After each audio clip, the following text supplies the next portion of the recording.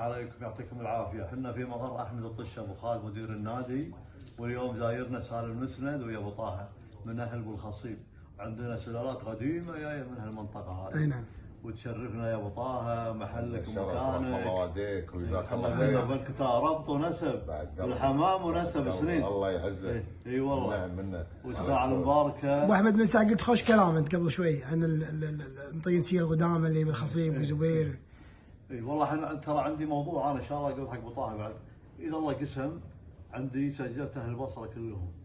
طبعا بذكرهم: ابراهيم العويل والقصاب، استاذ محمد، ابراهيم الخبازه،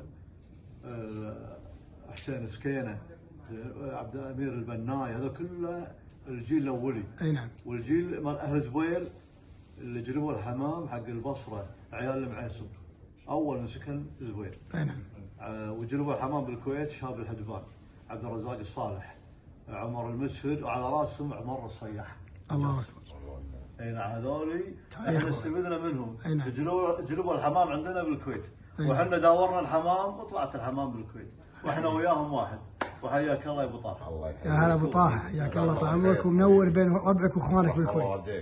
وهذه فرصه سعيده والله، الله يطول عمرك ان شاء الله. رحم الله والديك. مشكور يا ابو خالد، جزاك الله خير على هالضيافه. بركه وتشرفنا فيك. الله يطول عمرك. يا هلا ابو ناصر، حياكم الله. الله يجزاك خير. وابو احمد ما قصر. اي والله ما قصر ابو احمد. وابو طه يعني اخو عزيز من قبل، واستانسنا بشوفته. اي نعم. ونتمنى انه يكرر هم بعد الزياره. باذن الله ان شاء الله، باذن الله ان شاء الله. والله يوفقه ان شاء الله، يحب الحمام. اي نعم. وان شاء الله بياخذ له كم طير ان شاء الله، الله يوفقه فيهم. يستاهل ان شاء الله، يستاهل يستاهل. يا هلا وغلا بالجميع، حياك الله. مشكور يا ابو احمد. جزاكم الله خير. يا المنجم، يا التاريخ، يا ما ادري ايش اقول فيك. الله يطول عمرك ان شاء الله. انت بالنسبه لنا ترى بالكويت كنز. الله يحفظك ان شاء الله.